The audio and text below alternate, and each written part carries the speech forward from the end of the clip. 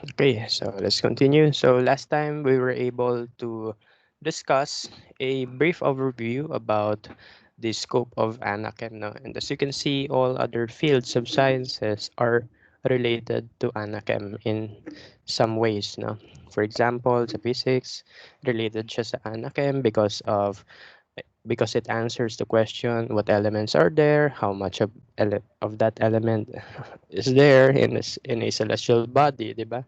And the same is true for other fields. No? So last time we were able to appreciate the importance of Anachem. So mukha siyang malawak, yes. Pero as long as you were able to understand the fundamental ideas of Anachem, mas madali na sa inyo makaunawa ng other fields ng science. Okay? Kasi interrelated naman yung science. No? So for this day, what we're going to do is just we're going to have some overview about paano tayo kikilos sa laboratory, no? So, however, medyo sad part lang nitong topic natin is that we will not be able to do Anachem experiments, no? Ang good thing kasi with Anachem experiment is matagal siya and enjoy. Kaso, in our case, since online learning tayo, maybe okay na yung may knowledge lang tayo about what to expect kapag tayo ay gumagawa ng analytical chem laboratory experiment, no? So, puro overview lang muna tayo sa ngayon. Okay? So, yun lang. So, by the time you enter the analytical chemistry laboratory, the following are to be worn, no? Kailangan suotin nyo to. So, for you to be safe inside the laboratory premises, you have to have your personal protective equipment or PPE, no? So, this is not hindi siya same with that of the hospital PPE, pero similar lang, no? The goal is to protect your body or to protect your health, no, from foreign chemicals, no, that may cause harm. So, pagpasok nyo ng lab, kailangan we should be wearing lab gowns, laboratory gloves, safety goggles, closed shoes, and long pants, and tied long hair, and tie your long hair, no, pag babae. Or pag lalaki na mahaba buhok, kailangan din gawin to, no? So let's try to explain bakit sila important, no? For the lab gown, this is very important because ang main goal ng lab gown is to protect your skin from other chemicals, no, na nag-splatter or nag-spill diyan sa paligid, no. So there was this instance before, noong ako ay undergraduate student like you in college, around 20, kailan ba yung lab namin na yun? Around 2017 ba yun? Yes, Anachem yun eh. So around 2017, nag-experiment kami sa laboratory which involves the use of acids. No? So titration kasi yan. Okay, so we react acids and bases, then we use those info to have an idea kung ano yung concentration ng acid dito and so on and so forth. Okay, so ganun yung ginagawa namin nun sa lab. Then, suddenly, nung kumukuha kami ng alam ko classmate ko yun eh. Nung kumukuha siya ng concentrated acid, may pumatak sa table. Okay, so may isang point, yung isang drop lang ng chemical na acid doon sa table. Tapos ako naka-lab gown, syempre didikit ka sa table mo. Then, upon contact, yung aking lab gown, nung nag-contact yung lab gown ko and that droplet of acid, what happened is that yung lab gown ko ay nasunog. Not literally may apoy. Pero what happened is that yung alam mo yung tela, tas lumalaki yung butas, tas kulay itim siya. So ganun yung nangyari sa lab gown ko noon, no. Imagine just a droplet of acid can actually burn your clothes, no? Imagine yourself without lab gown. Direkta damit nyo yun. Kunwari, mamahaling damit pa yan, nasunog na yan. And the other risk is that dumikit pa yung chemical na yon sa skin nyo, which can cause skin burns, no? So, pwedeng second degree burn pa pwede gawin nun, no? Or third degree burn, depending on the amount of that substance, no? And the concentration of that substance. Okay, so the purpose of wearing lab gown is for you to be protected from the droplets of chemicals that are unknown, no? Na hindi mo sure kung pwede mag-cause ng skin burn or irritation, no? So that's why we have to wear lab gowns, no? And yung lab gowns, that's ideally lagpas sa bewang. So, yeah. Tapos hanggang arms yung abot niya, hanggang wrist actually, no? So para siyang tawag doon, long sleeves. Ganun yung idea.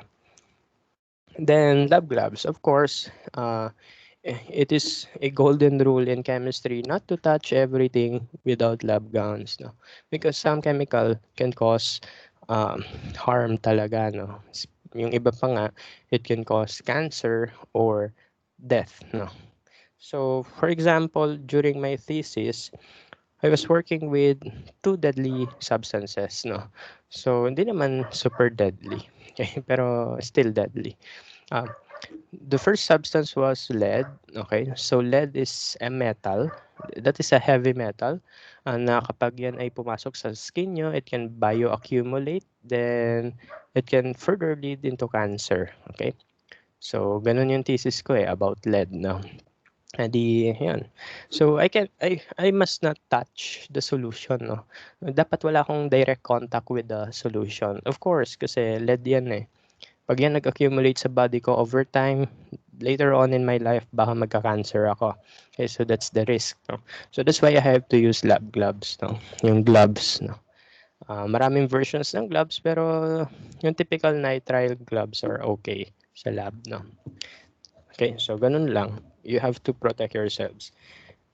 Isa pa, 'di ba, dalawa chemicals sabi ko, no?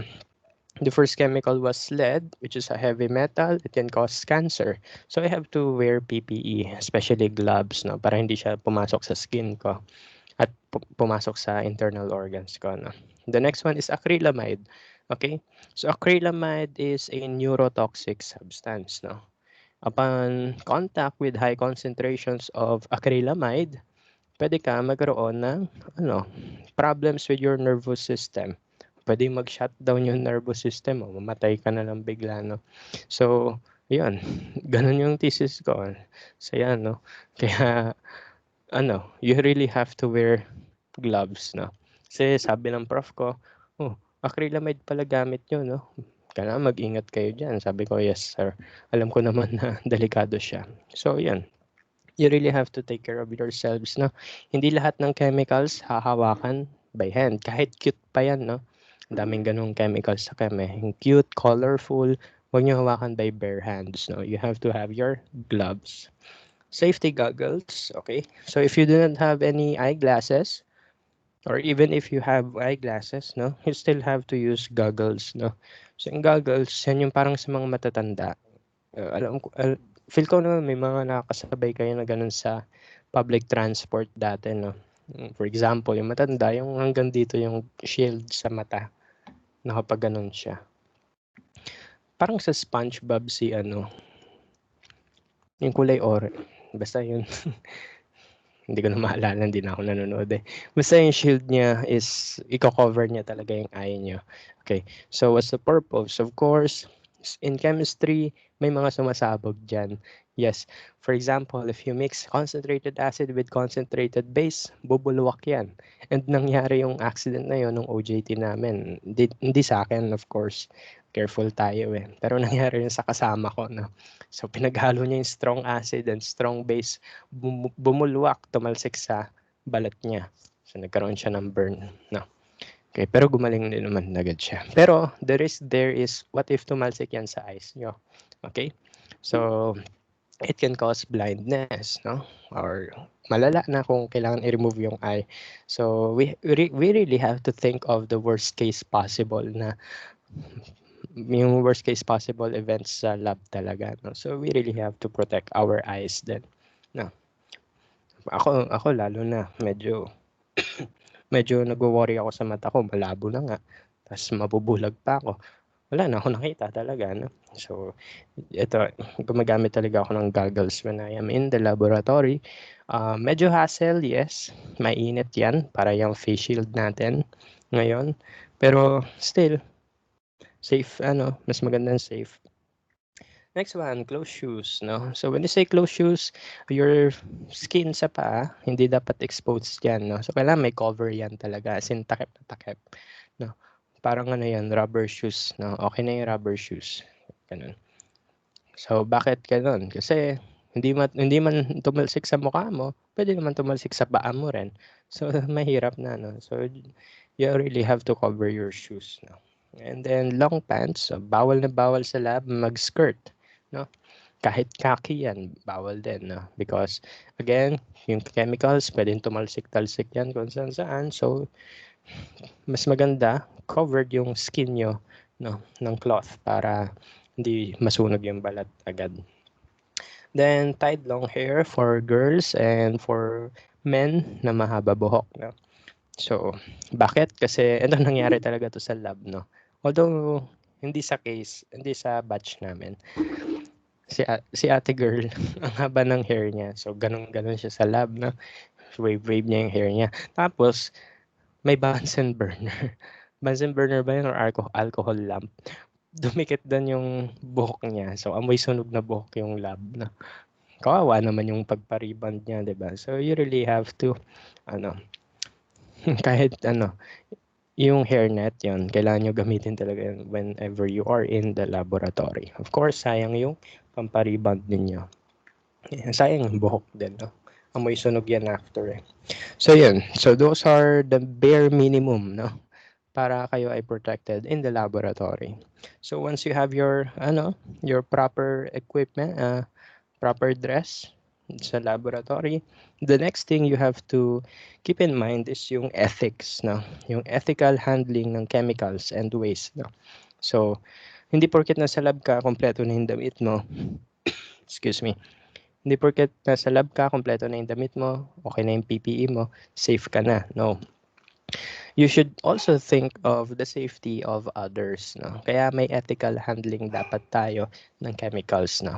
So hindi lahat basta-basta tinatapon sa sink, no? Because tandaan niyo, all our waste na tinatapon sa sink, they will eventually go into our oceans, no? So pupunta sila sa dagat, no? Sa ocean. And what will happen? Aquatic species may die, no? So ayaw natin yon, no? As scientists, as researchers, and as future doctors, for some of you, it is our goal to not only protect ourselves, not only to protect humanity, but also to protect other life forms here on Earth, no? So kailangan may ethics din tayo sa pag-handle ng chemicals, no? So for you to be guided on how to deal with chemicals that you are working on in the laboratory, you should be familiar with its MSDS, no? MSDS or Material Safety Data Sheet, no? So this is a document that contains all the information about your chemical. Ano yung risk niya, how to handle it, how to dispose it, etc. Nandun yun. For example,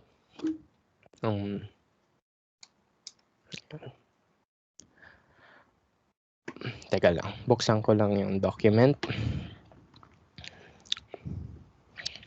So for example, this is a copy of the MSDS. Madali lang makahanap ng MSDS. Just type the name of the compound followed by MSDS. You will have a copy of it. No? Naka-PDF file siya usually sa Google. Ito yung SDS doon. Safety Data Sheet. No? Material Safety Data Sheet. Okay. So for example, during my thesis, ito ginamit ko to eh. So this is acrylamide, okay?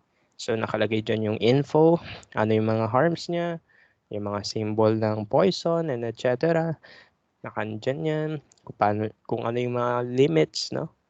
Sa pag-handle, sa storage, sa use, ayan, handling and storage, nakalagay dyan kung ano gagawin mo. Kung pag na-expose ka, ano yung mga pwede gawin, no? And etc. No? And then later on, nandyan yung proper disposal, okay? So, yan. So, nakalagay dyan lahat ng mga pwedeng gawin, no? Sa chemicals. Again, hindi po lahat tinatapon basta-basta. Okay? For example, What if meron niyang heavy metal? What if may lead yan? What if meron niyang chromium 6+, no?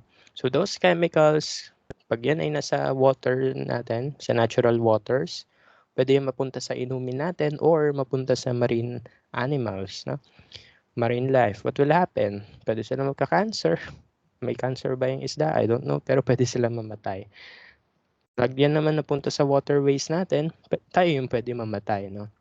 I will give you a a case sa United States, no? Isang example in which nangyari 'yon, no? This is actually a movie, no? Panoorin niyo rin kasi pinanood 'to sa amin nung college kami, no? Nag-enjoy naman kami kasi wala kaming quiz nun. Nood lang kami ng movie. So kayo, habang orientation week pa lang, pwede manood kayo nito. I don't know if nasa Netflix 'to, no? So that's Erin Brockovich. Okay? So she was just an ordinary Americana, no? Normal girl lang from anong state ba 'yan?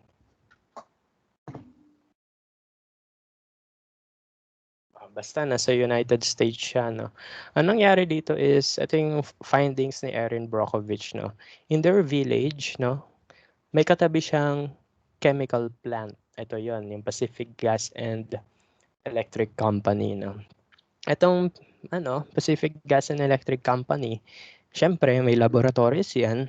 Tapos ang ginagawa nila, they do not treat their waste, no? Tinatapon na lang nila kusa yung waste. And what will happen? Yung chemical waste na yon, pwede yung mag-sip into the ground waters, then mapunta sa inuming tubig, no? And that's what happened dun sa case ni Erin Brockovich, no? So yung chemical waste na may heavy metals, pumunta siya sa ano, water line, potable water line sa inuming tubig. Then, eventually, anong nangyari? Sa village niya, ang dami daw nagka-cancer. As in, so, upon her investigation, wala siyang alam ko wala siyang law degree, no? Usual girl lang siya na maraming questions sa life, no? Upon checking, inisa-isa niya talaga yung neighborhood, tapos nagtanong-tanong siya sa companies, no? Nalaman niya that this company is not treating the chemicals, no, after use, no? Kailangan mo kasi i-treat para hindi siya maging toxic or matanggal mo siya sa waste, sa ilalabas mo sa tubig, no? So hindi nila ginagawa yung ganong treatment. Instead tinatapon nila. So ginawa ni Erin Brockovich, isa siya sa mga um, isa siya sa mga first na nag-propose ng case against this company and they won. Okay, nanalo sila. I think millions of dollars ang napanalunan nila against this company. Okay? So, yun. So, ano yung pinaka-moral dyan, no? Ang pinaka-moral ng ating kwento dito is that yung chemicals before disposal, they must be treated, no? Kailangan ma-treat sila so it will not harm any other species, no, outside the laboratory. When I say any other species, pwedeng tao, pwedeng hayop, pwedeng halaman. Okay? Kasi if you are doing science pero you are harming the environment, then you are not a good scientist, no? Okay? Sa case nyo sa medical technology, you have to do it as well. Remember, you will be dealing with human samples in the future, blood, urine, no, feces, no. So yung mga bagay na yan yung mga itetest nyo. The question there is how will you dispose them? What if yung blood meron siyang viruses, no, such as excuse me, such as COVID-19. Kunwari, sputum test. What if meron yung tuberculosis, no? So, paano nyo siya i-dispose, no? So, in those cases, there are certain treatments, no, na pwede gawin para pwede silang gawing disposable, no? Para safe na sila itapon. So, you can autoclave your samples, no? Para mamatay yung bacteria. Or you can use disinfectants, no, to kill viruses or and bacteria, no. So yun yung mga pwede mangyari, no.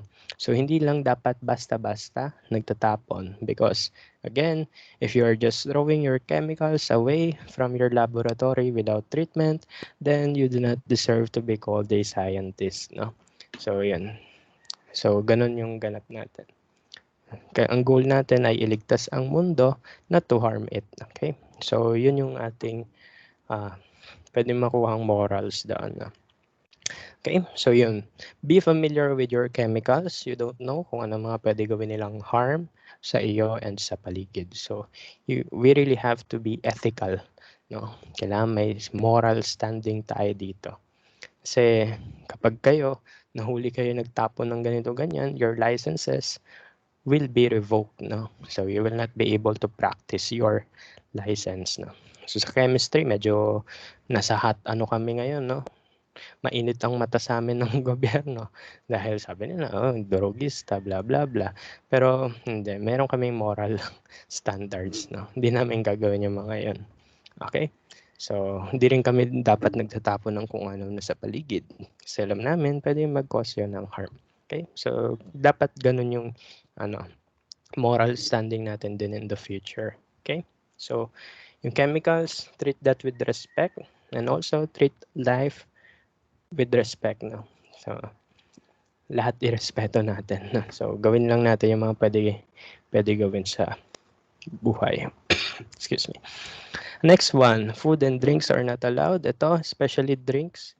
So, kasi may mga students before na umiinom sa lab. Sabi nila, uuhaw ako, sir, inom muna ako. Ako, ginagawa ko nun, pinapalabas ko muna. Doon sila uminom sa labas. Why?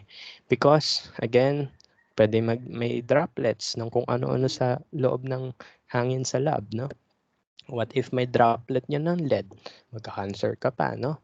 What if may droplet niya ng acrylamide? Oh, mabaldado ka pa. So, yun yung mga worst case possible. Pero again, nandun yung word na possible na. So, ayaw natin mangyari yung ganong bagay. So, mas maganda na yung safe if pag bumalik na tayo sa face-to-face classes, pag iinom kayo ng tubig or nagugutom, just go out of the room, no? Hindi naman kayo pinapalayas. Mas safe kasi kumain sa labas kaysa sa loob, no? Okay? So, kahit asin man lang yung ginagawa nyo sa lab, wag pa rin kakain sa loob, no? Or wag iinom, no? Lalabas talaga tayo. Kasi even ako, na faculty, lumalabas talaga ako pagkakain ako or iinom. So, dapat ganun din tayo. Next one is to avoid the use of contact lenses. I am myopic. No? I am myopic. So, ibig sabihin, malabo mata ko. Nearsighted ako.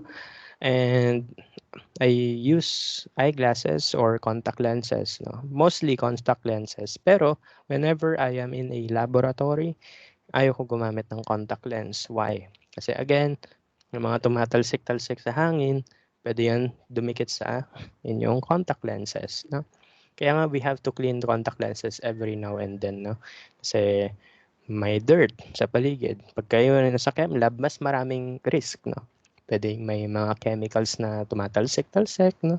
Hindi mo sure. Kaya better na kung safe. Also, sometimes sa laboratory, minsan pwede siya maging mainit kasi may apoy. Especially when we are doing gravimetric analysis, no? So, in such cases, contact lenses are not really advisable. Kasi upon indirect contact with heat, no? Nari, malapitan mo lang yung apoy, ang init sa mata, 'di ba? Pag may contact lenses ka. So, bakit bawal 'yon? Yun nga, kasi madadry agad yung eyes mo, maging irritated ka. You will not be efficient sa inyong laboratory work, no? So, please avoid using contact lenses, especially kapag kayo nasa work niyo na, no? Pag nasa laboratory na kayo, just use the traditional eyeglasses, no? Tsaka mas maganda picturean yung sarili kapag nasa lab gown and eyeglasses, no? Mas nerdy tignan, no? So, yan. Yung contact lenses, save that for other subjects na lang. Or paglalabas lang kayo. Okay? So, yan. So, ngayong pandemic, di rin ako nagko-contact lens. No? Actually, di rin ako nag-eyeglasses, no? Bahala na kung malabo mata, no? Basta, wag ko lang hawakan yung mata ko. Especially kapag lalabas kayo, no? Di nyo alam kung ano yung nahawakan nyo eh. MRT, LRT, bus, no? Or sasakyan, no? Possible may virus doon, tapos maglilinis kayo ng contact lens, no? Mamaya, lumipat pa doon yung COVID, eh, no? So, wag na, no? Okay na yung malabo mata or mag-eyeglasses. Basta, wag mo na mag-contact lens. Okay? Next one, organic solvents, acids, and ammonia are to be handled in a fume hood, no? So what's a fume hood? That is an instrument, no? Actually malaki yan, no? Parang isang ano yan, isang shelf, no? That's a shelf in the laboratory in which all substances that that emit fumes, no? Doon dapat sila ilagay, no? Bakit? Kasi for example, concentrated acid yan, if you happen to open a bottle of hydrochloric acid, uusok 'yon. Yung usok na yon, it contains gaseous forms of the acid, no? Nasa gas phase. What if dumikit yan sa mata nyo, yung usok na yon? Or kaya masinghot nyo yon? Sunog yung mata nyo or sunog yung baga nyo. So, ayaw natin mangyari yon, no? And not all gases in the laboratory should be smelled, no? Huwag nyo sisinghutin lahat ng umuusok, no? Dapat ang pwede lang ay whiff. Yung whiff yung igagano mo lang sa ilong mo. Papalapitin mo lang yung usok sa ilong mo. Yun ay kung pwede. Pero kapag acid yan, bawal talaga ha. Lagay nyo yan sa fume hood. Delikado. So ang pinaka primary focus natin dito is to avoid respiratory illnesses. No? Pwede ka magkaroon ng iba't ibang sakit. No? Kaya ayaw natin yan. Ayaw natin mangyari yan. Okay. So next one, clean up the spills immediately. Kahit tubig lang yan, pakilinis, no? Or kahit alcohol yan, linisin pa rin, no? So hindi natin sure. Ang acid ay clear, ang water ay clear, ang alcohol clear din yan. Okay? So you will not be able to distinguish kung anong substance yung nandyan kasi pare-parehas sila ng itsura, pare-parehas silang clear. So to be safe, just wipe them out na. So ganun. What if gas yan? Okay, gas, ano yan? Alcohol. Tapos biglang may apoy. Kumalat pa yan, no? Nag-fire bending ka pa sa classroom. Bawal yan. Okay? And the next one, if you happen to, have your skin in direct contact with liquid substances na wino-work mo sa lab, flush them with water for around 10 to 20 minutes, no? Ganun po katagal, yes, para matanggal talaga yung substances na nandun. Sometimes you will have to use baking soda if that's acid, no? Sometimes suka naman kapag that's base yung tumalsik sa inyo. Okay? So, para ma-neutralize, no? Para mabawasan yung burn sa balat. Okay?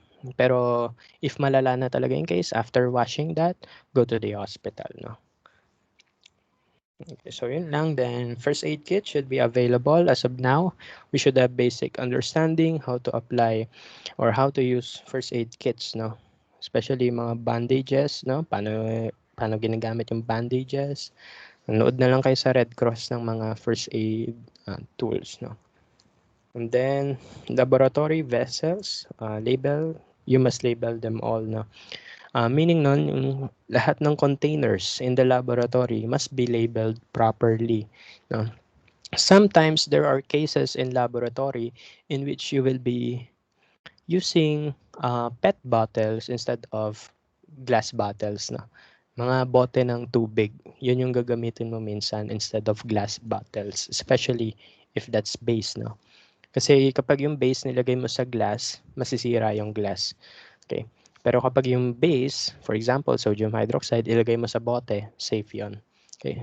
Base will not react with kasi plastics. So, safe container yon. Ito yung downside. Water bottle yon. What if may uminom nun? Delikado. Okay. So, ganun yung mangyayari. So, to prevent that from happening, ang una nyong gagawin ay you remove the original label of that bottle. Tanggalin nyo yung label na pH 8 o kaya tanggalin nyo yung absolute, yung plastic labels, remove that. Okay? Pero hindi yan enough, no? Lagyan nyo rin siya ng bagong label. Okay? So, mahirap sa chem ang walang label, no? Kasi kapag yan ay nainom ng iba, tapos, pala yan, sodium hydroxide, let's say, mas susunog yung bibig nun. Okay? Dadalhin yun sa hospital and it may need operation na depending sa concentration ng substance. So yun, ganun ka-important ang label. No? Sabi nga ng DTI, pag walang label, delikado. Ganun din sa chem. Okay? And then last one, In disposing your chemical waste, you should do it properly and responsibly. Okay? So, ito yung first question natin. How will we know how to dispose substances, no? Ang sagot dun ay chemical reactions lang, no? If you are going to dispose base, then you react with the weak acid, pwedeng suka, just to neutralize it, no? Kapag magtatapon ka ng strong acid, gamitan mo ng baking soda para ma-neutralize, no? Okay. The risk kasi if yung acid binuhos mo agad sa drain, mabubutas 'yon. Kapag yung sodium hydroxide binuhos mo sa drain, pwede naman mabutas din 'yon, no? So, yun yung risk, no? Kapag magtatapon kayo ng chemicals, you should know ano yung mga pwedeng chemical reactions to make that neutral. However, if you are dealing with metals, no, heavy metals to be specific, you have to treat them with redox reactions, no. Kung kailangan mo i-precipitate yung metals before you dispose the liquid, kailangan gawin yun. Yes. Yung thesis ko, we dealt with uh, lots of heavy metals, no. Medyo marami talaga yun, no. I think naka 20 liter kaming waste containers. Yes, 20 liter, ganun karami. Tapos trinit namin yun right after the thesis, no. So paano yun? We precipitated lead, no, with sodium sulfide, no. So yung lead, yung lead pati yung sulfide ion, pag nagsama yan, kulay black na powder. So yun. So nilagyan namin ng sodium sulfide yung lead until everything precipitated. Then we filtered out the precipitate. We tested if meron pang lead sa liquid. Then since na-detect namin virtually zero na yung concentration ng lead doon, we are able to dispose the liquid na. Tapos yung lead sulfide, tinabi na lang namin because the laboratory can reuse that substance na for other researches na. Kaya pwede kunin mo yung lead mismo doon. Yung metal na lead, susunugin mo lang yan with a furnace. No? So, ganun. You should be able to know kung ano yung mga reactions na pwede apply in order to remove the metals from your solution. Hindi pwede yung basta-bastang tapon. Okay? So, ganun. Kasi baka mangyari, ma-Erin Brockovich kayo. And yung term na Erin Brockovich ay kilala yon sa mundo namin sa chemistry, no? Especially sa industry. Sinasabi talaga na mamaya ma-Erin Brockovich ka, ibig sabihin makasuhan ka, no? So, ganun. Dapat safe tayo parate, no? Okay. So, yun lang yung ating ethics, no? And yung mga kailangan natin gawin sa lab, no?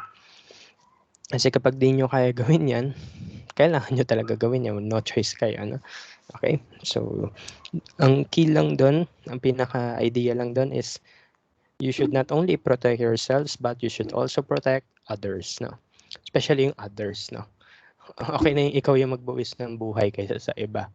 Okay? Kaya nga si Marie Curie namatay, no? In pursuit of knowledge of science, no? Siya pa yung nagka-cancer instead of the others. No? Kasi ganun talaga pag scientist, no? You dedicate your lives to the pursuit of knowledge and happiness, no? Ganun.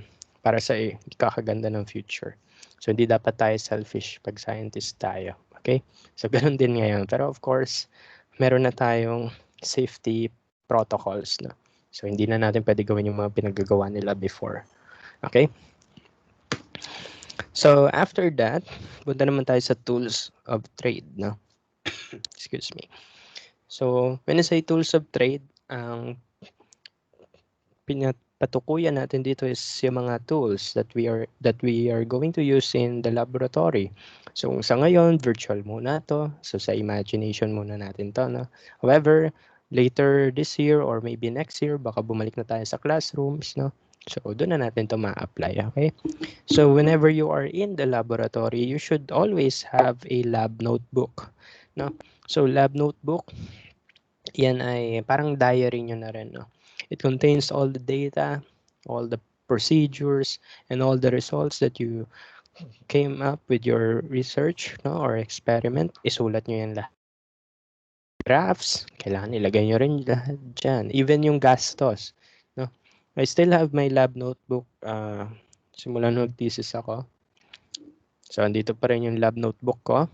And yan, minsan pag tinitignan ko yun, naalala ko yung mga panahon na stress ako sa buhay, naalala ko yung struggle ko sa thesis, no? Tapos nakikita ko rin doon yung results ko, no?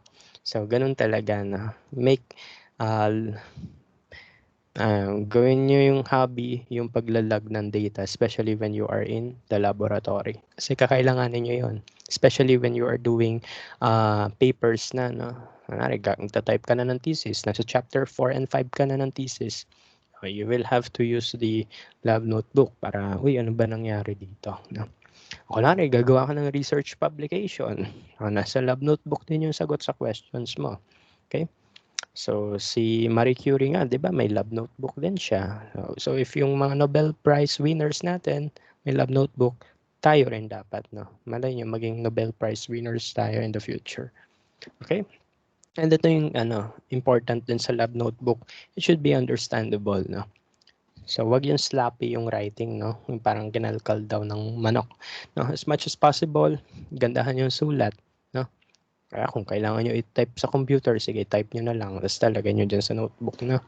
Why? Because in science, in scientific community, communication is important, no? When you say communication, pwedeng written yan or spoken. Ito yung written form ng communication natin sa science, yung mga sinusulat natin sa lab notebook, no? So, kailangan maintindihan ng lahat yung nandyan. Okay? Next one. Okay, so sabi natin, yung chemistry, no, pwede tayong mag-measure, excuse me, pwede tayong mag-measure through gravimetry, no? Ibig sabihin, magtitimbang tayo. In measuring the mass or the weight of the substances in chemistry, we use not just a typical weighing scale. Hindi yung timbangan ng tao, hindi yun yung gagamitin natin. Rather, we will use analytical balance, no? So this is how analytical balance looks like. It is a very sensitive instrument that even a breeze of air can actually change the reading, no, ng mass. Okay? Kunwari, may sample dyan, lagay mo dyan yung mouse cursor ko, bugahan mo yan ng hangin, magbabago yung mass niyan. That's why it is enclosed, no? So may glass panel dito and sa taas, no? Just to prevent the air from messing up with your measurement, no?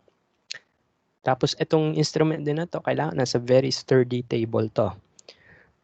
Kasi kapag nagalaw nyo yung table, magbabago rin yung reading niyan. Why it is so sensitive? Because it makes use of electromagnets, no? So itong ayan na yan, yung part, no, kung saan mo ilalagay yung sample mo, actually lumulutang lang yan because of the magnet, no? And depending on the distance ng flotation niya from the reading basta may reader yun dun sa baba, sa may receiver doon. Depending sa distance ng lumulutang na part na to, dun sa reader dun sa baba, may certain mass yung na katumbas na. Okay? So, ganun.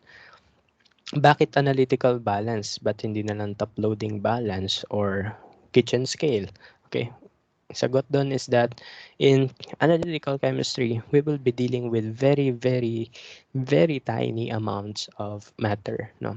So, masanay kayong mag-solve na 0.1 gram, no? O, paano mo titimbang yung 0.1 gram? Gamit ka ba ng kilo scale? No. Hindi mo siya ilalagay sa timbangan ng tao nor sa timbangan sa palengke. Not even kitchen scale, no? So, ang kailangan mo gamitin ay analytical balance, no? Bakit? This is very sensitive that it can actually measure up to 0.1 milligram, no? Ganun siya ka-accurate. Okay? So, yun yung kaya. Actually, pwede pa siya mag 0.01 milligram. So, super sensitive niyan. So, you can use that to measure tiny amounts of matter. Okay? Na ginagamit sa Anachem. Okay? So, maraming uri ng balance, top loading, triple beam, analytical, kitchen scale, weighing scale, no? Pero, sa Anachem, ito yung ginagamit. Analytical balance. Kaya nga nandito yung word na analytical, no? Okay? So, kasi sa Anachem siya talaga ginagamit. Okay? So, ganun lang. Very very accurate instrument yan, and very sensitive. No? The next one is Burettes. No? Burette basa dyan. No? Okay, so burette is an instrument or an apparatus rather. It is an apparatus that is used to transfer liquids, no? Okay, huge amounts of liquids, no? Up to 50 ml, no? So, ayan, ito yung itsura niya. So, actually mahaba yan, super haba yan. That's almost half a meter ata yung haba. Depende sa brand, no? So, dito sa pinakataas niya, doon ka maglalagay ng liquid, and at the end, you have your stopcock here. Ayan, stopcock tawag dyan. And then dito yung exit point ng liquid, okay?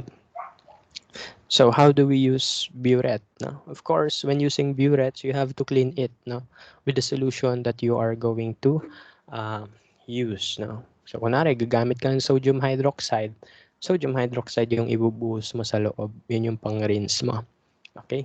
Then, after that, after mo ilagay yung sodium hydroxide, you eliminate the air bubbles. Paano yon? Pag filled na yung top part ng burette, you have to open the stopcock so that the water will be pushed downwards papunta sa exit, no, due to gravity. Okay, so bubuksan mo tong stopcock so the water here sa taas will be pushed downwards palabas. Yung air bubbles kailangan wala yan, no. Bakit? Kasi the air bubble can cause changes sa volume measurement, no. So kailangan ma-push siya palabas, no. So once na-push na yan palabas, you have to refill your burette again to 0. Nasa taas yung 0 niya. Okay? Then, when reading volumes, you should always observe the meniscus. No?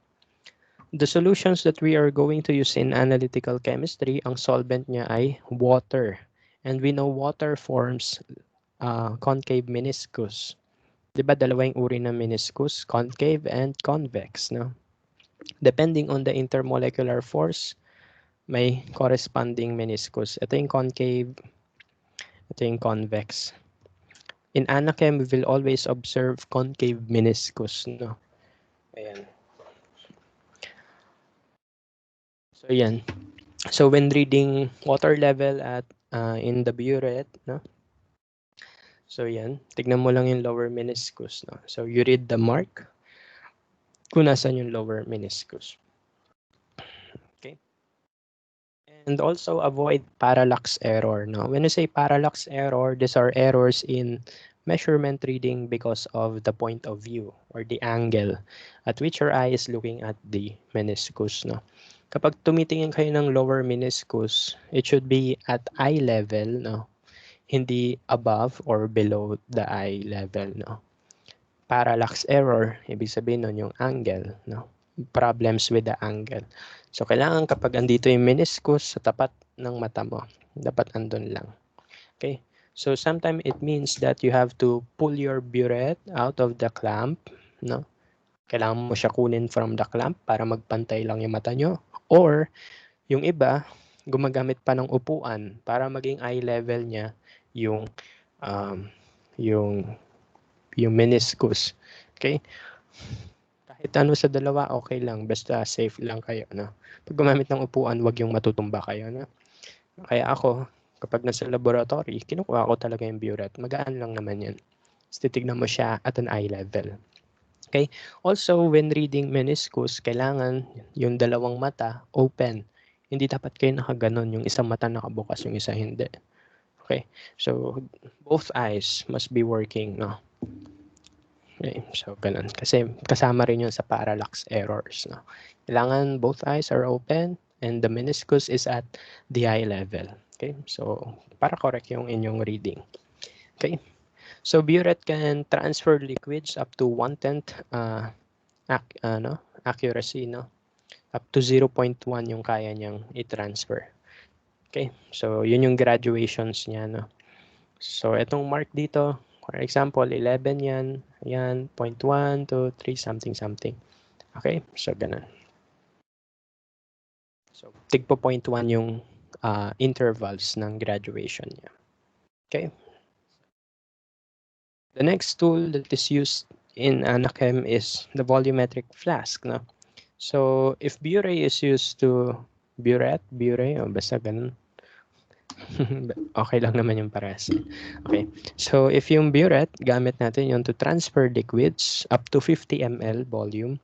Volumetric flask naman is used to prepare the solutions. No? Prepare ng solution. Ibig sabihin, dito tayo nagtitimpla. Okay, so kung tayo sa bahay, we are making pineapple juice sa pitchel, sa chemistry, we are making solutions in a volumetric flask. And ito yung itsura niya. Okay, so yan yung itsura niya. Para siyang teardrop, mahaba lang yung neck. Okay, so this is the neck. Okay, so ang volumetric flask, that is only calibrated to one specific volume. Okay, so that means iisa lang yung mark niya. And that mark is located at the neck. No? So andun sa neck, may isang maliit na circle down. So yung circle na yon, that means if the water level is at that mark, yun na yung volume niya, 500 ml. No? Merong 1,000 ml, merong 250 ml, merong 100, meron din 50. No? So, yun lang yung range niya. Merong 50, 100, 200, 250 din ata meron, then 500, then 1 liter. Okay? So, hanggang dun lang. Isang volume lang per vol flask. No? So, ganun. And as usual, always read the lower meniscus. Okay, so how do we prepare solutions using volumetric flask? Ganito lang yan. So you start with a clean volumetric flask. Then after doing calculations, kung ano yung mass na kailangan ninyo, no? Anong mass ng ganitong substance yung kailangan nyo, you have to place it inside the vol flask. No? So kailangan nyo minsan ng funnel dyan para ma-transfer yung crystals, yung solids nyo or yung solutes nyo inside the vol flask. No? Then you will fill the water. You will fill your vol flask with water using wash bottle. Okay, so yung wash bottle, ano yan? Ang naalala ko dito yung sa karinderya. Kasi kumakain ako sa karinderya nung bago mag-pandemic, na alala ko tuloy. So, para siyang wash bottle. Yung lalagyanan ng toyo. Yan, parang ganun yung itsura niyan. Although kapag ayan, in-squeeze mo, yung liquid, lalabas dun sa nozzle niya. Okay? So, bakit wash bottle? Ba't hindi na lang pwede ilagay directly sa gripo? Okay? Number one is that you can control how much liquid will be poured inside the volumetric flask if you use wash bottle. No? So, mas control nyo yung water. No? Kapag gusto nyo patak-patak lang, dahan-dahan nyo lang i-squeeze yung wash bottle. Kung gusto nyo marami, edi squeeze nyo ng matindi yung wash bottle. Okay? However, ang una nyong gagawin ay ganito muna. You will place your solutes inside your crystals there. Then you will add few amounts of liquid from the wash bottle. You make sure that the neck is cleaned. No? Kailangan walang crystals sa gilid. Kasi kapag may crystals doon, hindi sila mahalo. No? So kailangan i-clear mo muna itong paligid. No? Squirt mo muna ng liquid itong paligid ng neck. No? So it will be clean. Okay? So once the neck is already clean, you will fill your volumetric flask halfway, hanggang kalahati lang muna yung pupunuin. Okay, bakit? Kasi kapag pinuno mo ay agad yan, baka hindi matunaw lahat. Okay? Uulit kayo pag ganun. Okay, so gagawin nyo muna, punuin nyo muna, kalahatiin nyo muna yung vol flask. Pag kalahati na yan, i-shake nyo. May takip yan. So, ginagawa namin dyan is, kunwari, itong alcohol bottle ko yung vol flask. Pwede mo i-ikot-ikot, swirl mo lang until the solutes are dissolved, or pwede mo ring bali-balik ta rin. Okay? Kaya nga may takip yun sa taas. However, make sure that when you are flipping the vol flask, walang magdidrip, walang tutulo palabas ng takip. Because if meron, ulit-uli kayo sa umpisa. Okay? So, ganun. So, pag may tumulo dyan, kahit isang maliit na drop, ulit kayo. Okay? So, kasi magkakamali na kayo ng calculation ng concentration niya, ng molarity, no? So, mali na yung gawa nyo. Ulit na lang, no? So, yun. So, after nyo ma-mix thoroughly, ensure nyo na wala ng mga solid chunks dyan. You can fill it up to mark. Again, lower meniscus always, no? So, may isang mark lang yan. So, be careful. Kapag kayo lumagpas dyan, uulit talaga kayo. Pag lumagpas lang onti dyan, naku po, ulit talaga yan. Okay? So, ganun lang. So, that's why preparing solutions can actually take around 1 hour. No? Gagawa ka lang ng isang solution, minsan isang oras na yan. Depende pa sa pila sa laboratory. No? So, ganun. Medyo tedious work yan, pero enjoy naman. No? Okay, so yan. So ano na yung instruments na na-discuss natin? Analytical balance, Burettes. You can transfer liquids using this. Saan pala ito ginagamit, sir? Titration. Okay, so we will cover this again pag nasa titration tayo. Okay, then volumetric flask, we use this to prepare liquid solutions. Next one is pipette and syringes. Okay, so hulaan nyo ano purpose nila. Of course, to transfer liquids. No? So, on the left, you have your pipettes here. Ayan yung pipette, may graduation siya, and ang volume niya ay depende. No? May 0.5 ml up to 20 ml. May 20 ml na pipette na wala lang sa picture. Okay, so you can transfer much smaller amounts of liquid as compared to the volumetric flask. No? Yung syringes naman, this is especially used when special yung sample mo. No? For example, dugo. Syempre, tutusukin mo pa yung tao niya. No? So, hindi mo naman pwede itusok yung pipette. No? Magugulat yung pasyente mo niyan. Himatayin yon. Pero kailangan syringe dapat. No? Okay? So, yan. So, ito yung ginagamit sa chem lab. Yung syringe, ginagamit nyo yan. Although sometimes we use this in chem lab. No? Kapag wala nito, minsan ito yung gamit ko eh. No? Ayun. Pero, mas advisable to, of course. Ito pang dugo-dugo talaga yan. No? O kaya vaccine yan. Let's talk about pipettes first. No? Excuse me. So, pipettes are used to transfer liquids, no? But in smaller amounts. No? So, compare that to the 50 ml volume capacity of your burette, pipettes can transfer up to 20 ml only. No? Depende pa sa type ng pipette. Okay? So, you can transfer 5 ml, 1 ml, 0.5 ml, 10 ml, 20 ml. Hanggang dun lang yung range niya. No? Okay? And there are two types of pipette. We have the transfer pipette and the measuring pipette or more pipette. No? So on the top picture, we have here the transfer pipette. The transfer pipette is similar with the volumetric flask. It only has one marking. No? May isa lang siyang mark. So that means at this point, pag nandyan na yung liquid sa mark na to, nandyan na yung lower meniscus niya, that means you are going, tawag din? Excuse me. Once na nandun na yung liquid sa mark, that means the volume of the liquid inside the pipette is already 10 ml. Okay? What if, sir, gusto ko po mag-transfer ng 5.5 ml? Kunwari lang, sir, gusto ko ganun. You will not use transfer pipette. Why? Because transfer pipette can only transfer one specific volume of liquid, no? As given by isang mark lang doon. If you want to transfer variations within that range, they use more pipette, no? Mas marami siyang mark, therefore, more possibilities. Okay? Pwede ka dito mag-transfer ng 2.1 ml, 5.5 ml, no? Ang reading niya is from top to bottom. Of course, ganun yung flow ng tubig eh, pababa eh. So, ganun. So, ganun. And the important thing with pipettes is that you do not have to blow out the last drop.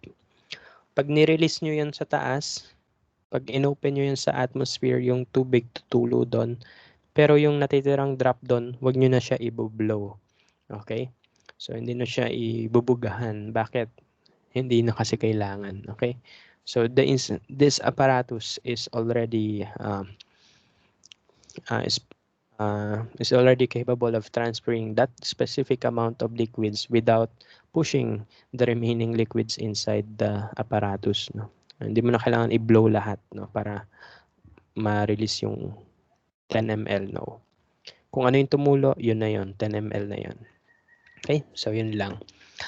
Sir, ano po ginagamit namin para mahigop yung water dito or ma-push yung water? Okay? So, we use aspirator. No? Kung familiar kayo, yan yung ginagamit din sa baby. No? Aspirator. Yung pang ano sa sipon ng baby. Pero of course, iba pa sa chemical laboratory, no? Pakita ko sa inyo, Google natin, aspirator.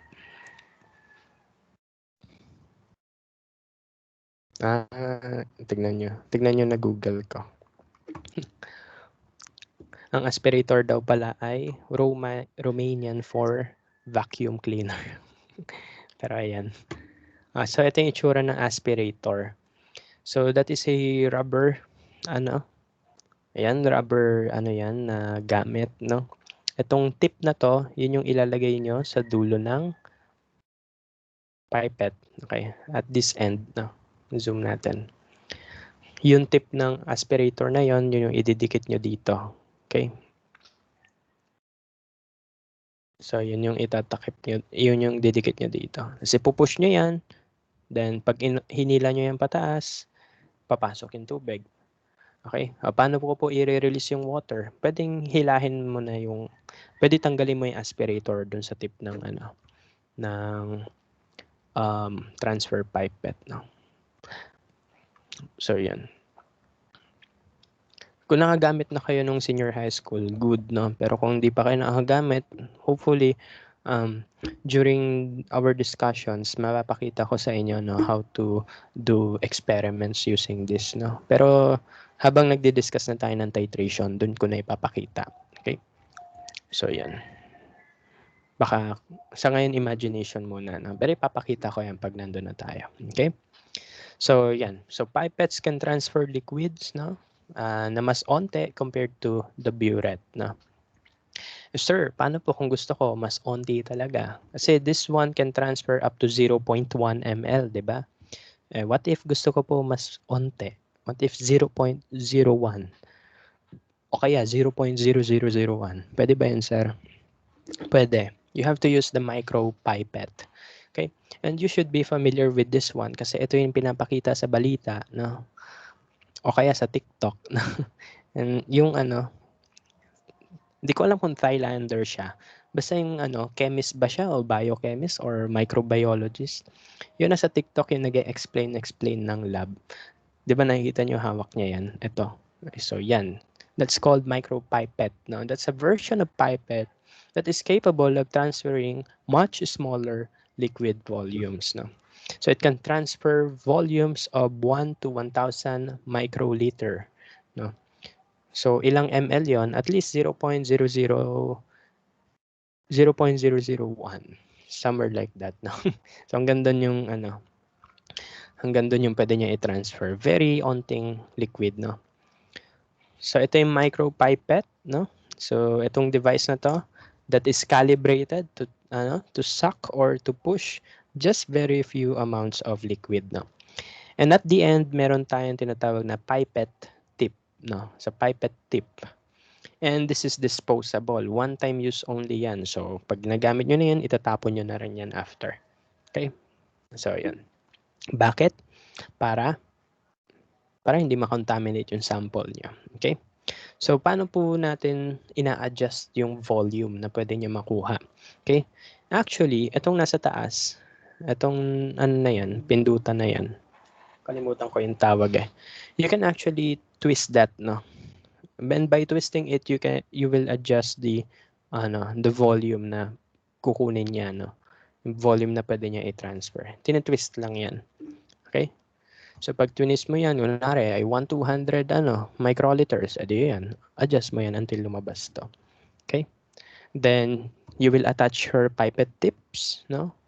And then ang gagawin nyo, pag naka-attach na yung pipette tip, so you hold it in this position, ganyan ka lang muna.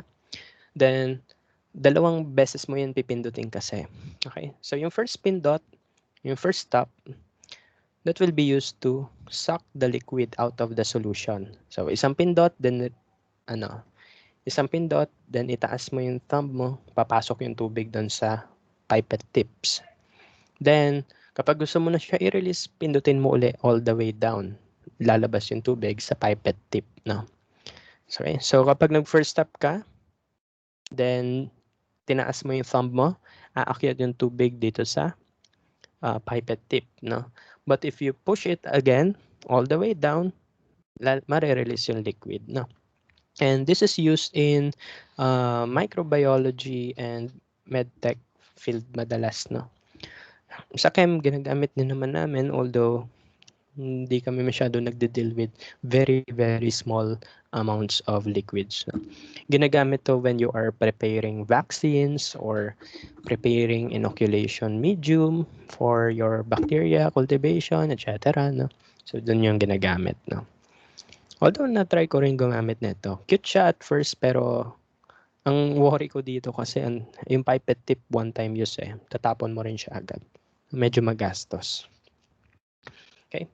The next one is the syringe. So this is a syringe. Alam nyo na yan. It is composed of a needle, the barrel, and the plunger. Okay. So needle, ito yung panakot sa patients nyo. Barrel, this will hold the liquid. And the plunger, this will be used to draw or to release liquids. No? And whenever you are going to use your syringe, gagawin nyo, if you pull the plunger, you have to draw more liquid solution than what is required. No? Kunwari, kailangan mo 5 ml. Okay, push mo siya ng medyo mas lagpas sa 5 ml. Kunwari, 5.5. Bakit? Kasi may chance that may bubble sa loob ng barrel natin. Ayaw natin magkaroon ng bubbles doon. That's why sa K-drama, yung mga doktor-doktoran doon, okay, pag hinila yung plunger, 'di ba, may bubble doon. Ang ginagawa, ginaganon. Tinutok-tok yung barrel, no? Bakit? In order to push the bubbles papunta banda sa nozzle. Para pag pinush ni doctor up to the right volume, yung bubbles na-release na siya sa atmosphere, no? So, bakit bawal may bubbles kapag nagsisyringe tayo? Kasi pag tinusok mo yan sa katawan ng tao, tapos may bubbles yan, pwede ka magka-complication, tatanggal yung license mo, no? So, ganun. Ayun lang. So, yun. And another tool that we use in Anachem is the filtration setup, okay? So, two ways yung pag-filter natin. Ito yung alam natin before, di ba? This is called the gravity filtration. Bakit? Kasi you have your receiving flask here. This is your glass panel. Ito yung filter paper mo. Ito yung inyong if you filter, bakit siya tinawag na gravity filtration? Kasi ang gagawin nyo, you will pour your liquid into this into the mouth of the funnel, then you will let the gravity pull the effluent palabas din sa setup niya. So hayaan niyo tumulo yan palabas through the help of gravity. However, the downside here is ang tagal nito. Okay. Last year, nung naglalab pa kami nito ng Anachem sa FEU bago mag-pandemic, nag-filter kami ng mga bata ko. And it took us around 1 hour just to finish one filtration. No? So, ang tagal. Pag kayo nasa industry, hindi na kayo magaganyan. No? O kunwari, nasa research na kayo, hindi na kayo magaganyan. So, syempre, time is money sa companies. No? So, you will have to use a level up version. You will need to use the Gush filter Crucible. No? So, a Gush filter Crucible, ito yung flask natin, ikakabit mo lang siya sa taas. And this flask is connected to a vacuum. Okay? Lalagay mo yung sample mo dyan. For example, precipitation reaction yan. Lalagay mo yan dyan. Lalagay mo yung solid pati yung liquid chunk dyan. Then, you will pull a vacuum dito sa tube na to, sa part na to. So, you will need to use vacuum device pa. Hindi ko alam kung anong tawag doon. Hindi siya compressor eh. Pero parang ganun, compressor. So, gagamit ka ng vacuum na yon in order to pull the liquid as fast as it can, no? Para ma-separate siya with the powders, no? Okay? So, ganun. So, yan yung ginagamit sa industry and sa research. No? However, in the usual classroom laboratory setup, we only use gravitation, gravity filtration. No? Gravity filtration setup. Okay? So, pero pwede rin gumamit nito just in case meron. Another tool that we use in Anachem is the oven. No? So, hindi siya air fryer, no? Ayan, oven yan. This is used to dry the apparatus, no? Especially after washing it, no? Kunwari, naguhugas kayo ng beakers, no? You have to dry it, no? Pwedeng you dry it with air. However, it will take at least 2 days or 1 day, no? For it to be completely dried. Pero kung gusto nyo na gamitin siya agad, you have to use oven. Other than drying, glasswares, you can also use the oven to dry reagents and precipitates, no? Bakit, no? Our reagents and precipitates may sometimes contain water, no? So, pwedeng may water sila and water ang ultimate kalaban sa Anachem. Okay? So, kailangan siya pero kalaban din siya minsan. Okay? Why? Because if your reagent, ibig sabihin nun yung chemical nyo or yung precipitate nyo, may water molecules pa doon, pwedeng magkamali ka ng solving. Okay? So, ganun din sa glassware, no? That's why we place it in ovens, no? Para tuyong-tuyo talaga, walang water. No? Kasi kapag na-absorb yan yung water vapor from the atmosphere, it will be heavier, no? So, that will cause your measurements na medyo maging malaki yung mass, no? So, pag nag-compute ka dyan, lalayo yung result mo na. Okay, yun yung problema with water. Kumakabit yan sa kahit anong bagay. Kahit glassware yan, kahit reagents yan or chemicals or even precipitates, no? So, if you really want to dry them out to get their true mass, no? Para makuha mo yung actual mass niya talaga without water, then you have to place them in an oven, no? So, when you are drying apparatus, sometimes it take around half day or the entire week. No? Ito yung pinakaayaw kong part nung nag-aanachem kami during my undergrad because kami, constant weighing ng isang glassware. No? So, meaning ng constant weighing, kailangan iisa lang yung timbang na makuha mo dun sa isang apparatus na yun. No? So, it took us around 1 week until we get the correct mass, no, for that crucible, no. So, yun. So, yun lang yung problem ko dyan. Very time consuming, no. Kaya, yun. Kaya 3 sem yung Anachem namin sa BS Chem, no. Kasi ganun katagal yung mga experiment dyan. Okay. Then, after drying, diba, kunwari, tapos ka na mag-dry, syempre, ayaw nyo ma-expose siya uli sa environment. Bakit? Kasi uulit-uli kayo from the top. No? So, in order to prevent that from happening, you will need to place your dried apparatus or dried chemicals or precipitates in a desiccator. No? So, our desiccator is similar with our kitchenware. No? Parang lang yan. Para siyang pressure cooker. Okay? So, parang isipin nyo, ito yung takip ng pressure cooker. Ito yung loob ng pressure cooker, no? So, ano yung meron dito sa desiccator? Okay? So, a desiccator is a chamber that is used to withdraw water from your dried apparatus or reagent. No? It will further pull off water from from your reagent or apparatus, no, Ano ba yung meron dito? Okay. So, sa desiccator, we use desiccants, no? Ano yung itsura ng desiccant?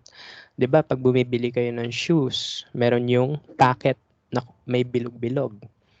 Silica gel tawag doon. And hindi yung kinakain. Delikado yun eh. Okay. That silica gel sa shoes nyo that is used to pull off the moisture from the box of your shoes, no? Para hindi masira yung shoes. So, dry siya. Ganon din dito sa desiccator, no? Those silica beads that are used in your shoes, no? Shoe boxes, yun din yung nandito sa desiccator, no? So dito sa ilalim ng portion, andyan yung mga silica gel, no? Yung mga beads, andyan yan. And then on this part, sa taas, dyan namin nilalagay yung dried apparatus or chemicals, no? Papatong mo siya dyan. Then, you will cover it with this very big glass lid, no? And pag magko-cover kayo ng lid, you have to use petroleum jelly, no? Kailangan may grease talaga yan, petroleum jelly gamit talaga, no? Why? In order to prevent the air from the outside from seeping into the desiccator, no? So kailangan may grease dyan so that hindi papasok yung hangin from the outside, papasok, no? So ganun. And may dalawang uri ng desiccator. We have ordinary desiccator, which is yung as is. Dito yung beads, andito yung apparatus or yung reagents. Ito yung takip na may petroleum jelly. This one is the vacuum desiccator, and this is more effective in drying your apparatus or chemicals, no? Bakit? Kasi may vacuum, no? When you lower the pressure, water will eventually boil off, no? If you could still remember the uh, phase diagram of water, no? Chapter 5 last sem, no? So yun. So pag pinul mo yung vacuum, yung water, mag-evaporate yan lalo. So your apparatus or your chemicals inside the desiccator will be very dry na, no? Mas mabilis to man-dry kaysa dito. Pero sa FEU, ito lang yung gamit natin. Yung ordinary desiccator. Okay. Okay, so sometimes yung ilalagay mo doon chemicals or apparatus sa loob ng desiccator, you have to cover it again, no? Just to ensure that it will not be contaminated, no? So you have to cover it again, no? Para hindi siya masira, no? Hindi siya ma-contaminate, no? Okay? So medyo malapit na tayo sa last part, no? So ngayon, ano na yung mga na-cover natin? What are the tools that we use in Anachem? Of course, we have our lab gowns, lab notebooks rather, no? So itong lab notebook, ito yung ating diary of what's happening in our laboratory. Tells us na ito yung ginawa mo nitong isang araw, etc., etc. Okay? Then we have our apparatus, no? We have our burette, our weighing scale, our analytical balance, pipettes, syringes, volumetric flask, no? And then ovens, desiccators, no? And then eventually, ito yung pinaka-important na kailangan natin matutunan, no? Kasi sabi natin, Anachem is more on measurement, no? Analyzing through measurement, no? When we are doing measurements, we should also know that the instruments we use in measuring substances must also be calibrated. Ano yung term na calibrated, no? Or ano yung calibration? Pag sinabing calibrated, it means that your instrument is correctly measuring the mass of your sample, no? Kailangan tama yung makuha niyang mass or volume or temperature. Bakit, no? Kasi over time, your instruments become worn out, no? So nasisira 'yan. For example, punta tayo sa palengke. Bakit kailangan tinitignan ng munisipyo yung timbangan sa palengke? Why do they have to certify that this is good weighing scale, this is bad, you have to replace it? Ba't kailangan ganun? Para fair, no? Para kung yung makuha mong mass dito, that's the same with the other instrument, no? Kasi ang problem with timbangan, for example, analytical balance, the more you use it, the more na nasisira yung spring sa loob. Or let's say, nasisira na yung magnet, tumatabangi na yung magnet sa analytical balance. And those problems may result to wrong measurements, no? And kapag mali yung measurement nyo, ibig sabihin, mali na yung ginagawa nyo sa umpisa pa lang. Okay? So, sayang yung effort, no? So, that's why our instruments must be calibrated for it to give correct measurements, no? Isa pang example would be this one. Ito, I will share my disappointment sa inyo. Kasi, lahat tayo, pagpasok ng mall, ano ginagawa? Kinukunan ng temperature. There was this instance, MRT to ah. So, nasa MRT ako last time. Um, pag ganun sa akin ng temperature reader, hulaan nyo kung anong temperature lumabas, 32 degrees. Sabi ko, patay na ba ako? Parang hindi ka pa nagka-COVID, patay ka na agad dahil sa temperature mo, no? Because the physiological body temperature is 36 to 37. Beyond that, may sakit ka. Below that, pwedeng hypothermia or pwedeng patay ka na, no? Anong gulat ako, sabi ko, ba't 32 degrees to po? Ulitin niyo nga po. So, inulit niya. Wala, 32 daw talaga. Sabi ko, ba yan? Doon ako na-disappoint. Bakit? Kasi, yun na nga, paano naging effective yung measures natin against COVID-19 kung mali-mali na yung measuring devices natin, di ba? So, ano yung remedy doon? That thermometers must be calibrated, no? Kasi over time, masisira yan. Lahat ng measuring devices, nasisira yan, no? Nagiging inaccurate na yung kanilang measurement, no? So, in order to correct that, you have to calibrate them. Okay? So, excuse me. So, ganun. Even itong thermometer na to, itong household thermometer ko, no? So, yun. So, share ko lang. Balik ulit tayo dito. So, yun. There are lots of factor that has to be kept in mind, no? Para maalala natin that we have to calibrate the instrument, no? If that instrument is used for a very long time, i-calibrate mo na yan. Possible na sira na yung hinges niyan or yung springs, no? Or dislocated na yung mga niyan, electromagnets, no? So we have to do that, no? Pero this time, punta tayo sa volumetric glasswares. Why do we have to calibrate them? Okay? Volume lang naman, sir, yung kinukuha namin, 'di ba? Totoo naman. However, ito yung problem. Okay? Yung glass natin, it may expand, it may contract depending on the temperature. Bukod sa glass, yung water din nag-expand or nagko-contract depending on the temperature. That's why ice floats in water.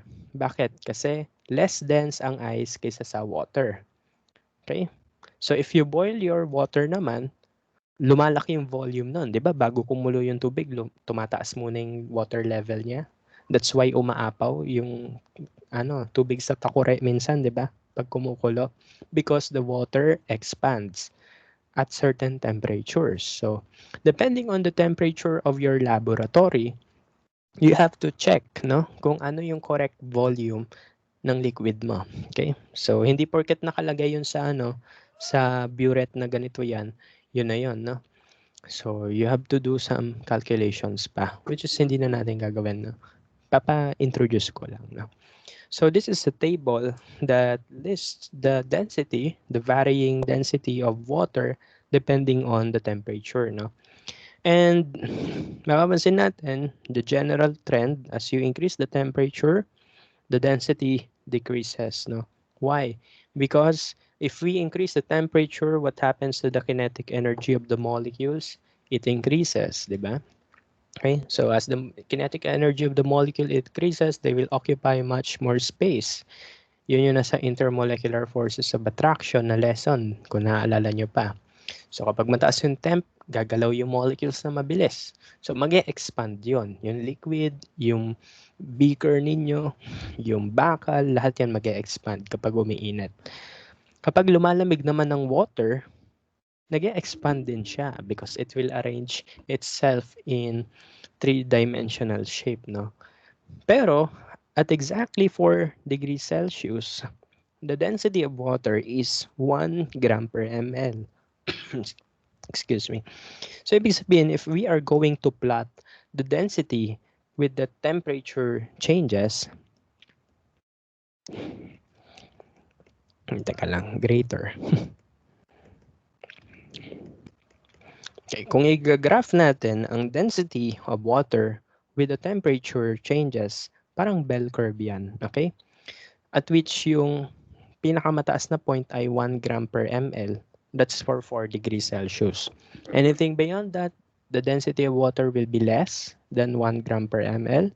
Anything lower than 4 degrees Celsius, the density of water will also be less than the 1 gram per ml. No? Okay, so yun. So ano yung importance niyan? So depending on the temperature sa laboratory nyo, you have to correct the volume of water, no?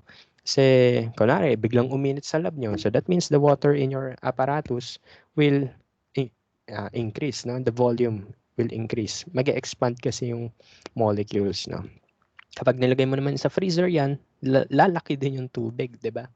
Kaya nga, kapag naglagay kayo ng tubig sa bote, sa ref, sumasabog minsan yung lalagyanan. That happened to me twice. Yung aking glass na lalagyan na ng tubig, sumabog sa ref. Bakit? Water expands at colder temperature. And it also expands at higher temperature no? Because of the density changes.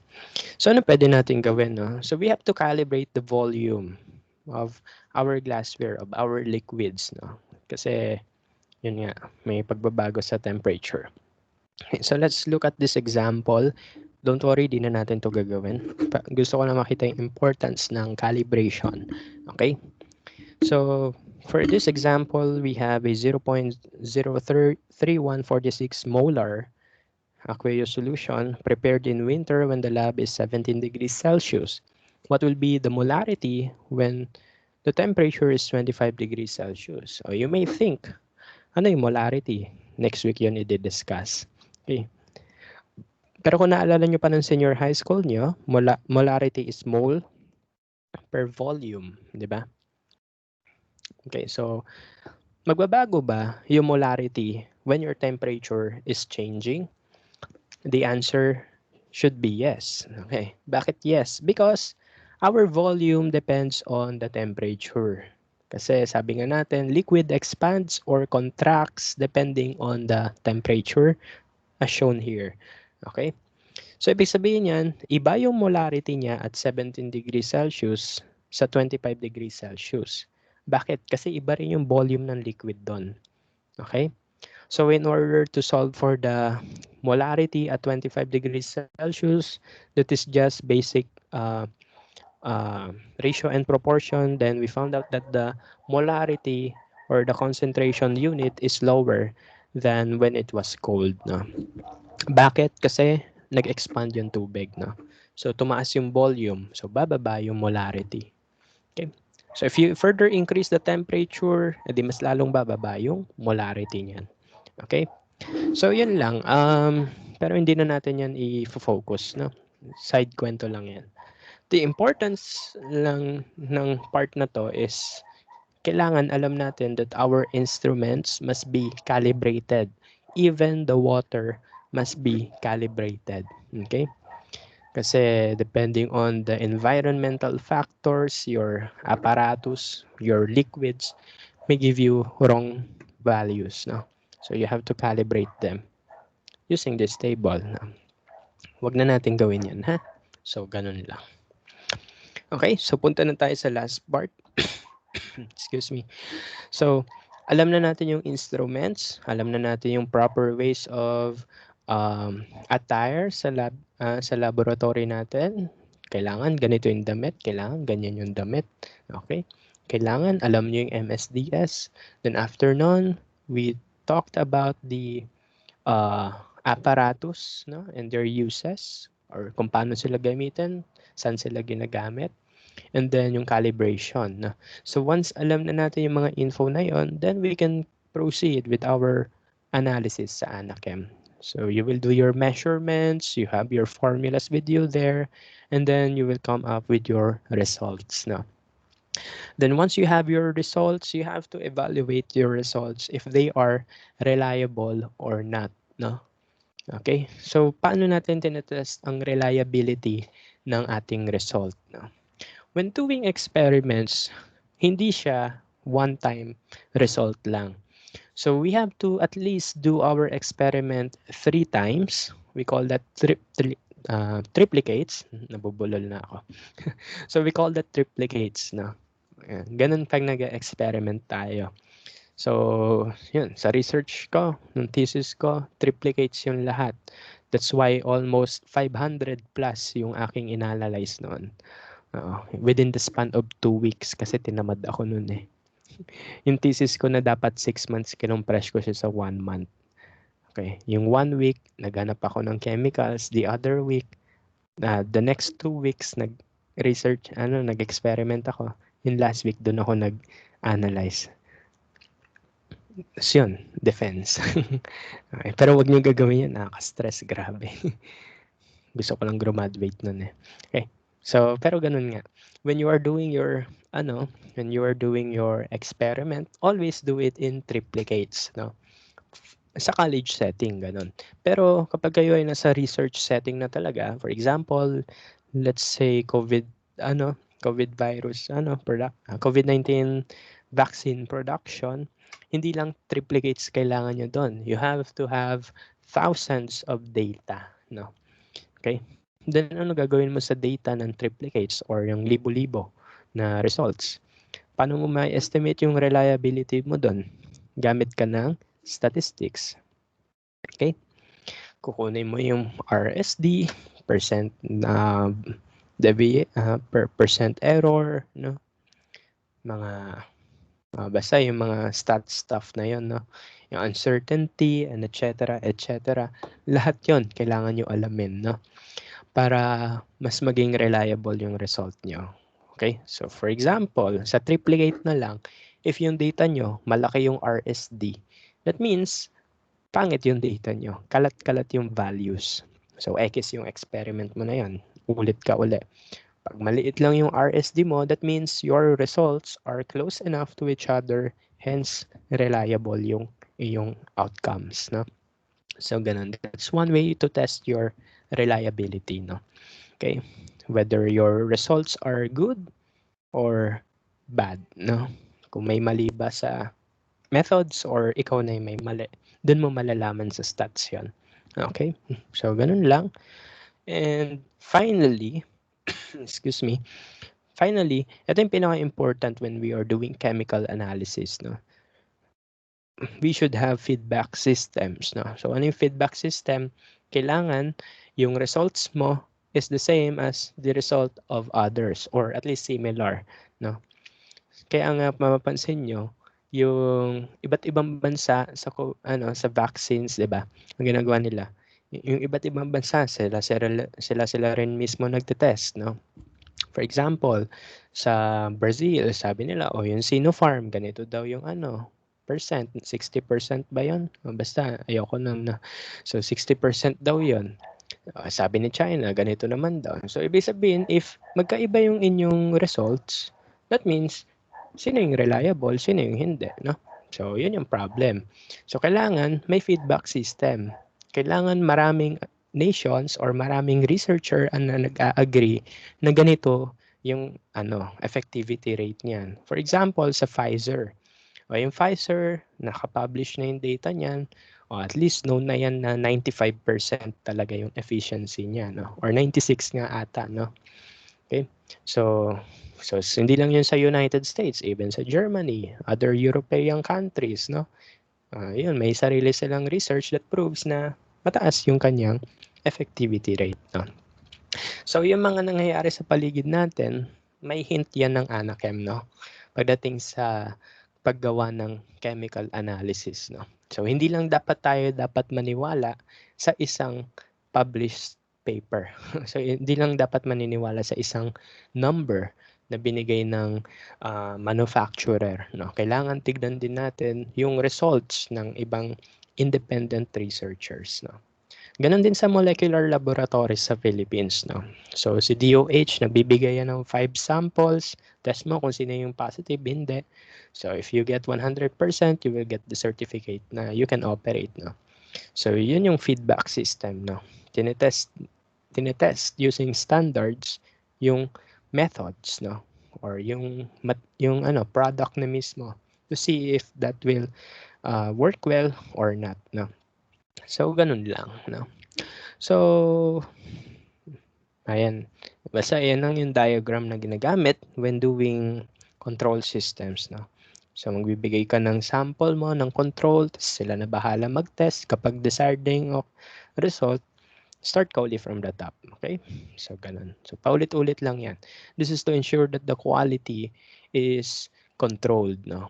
Kaya nga tayo merong QA, QC, no? Quality Assurance and Quality Control sa industries, no? Kasi we want to make sure that our products are good, no? Okay? And that's all for today. And that ends our chapter 0.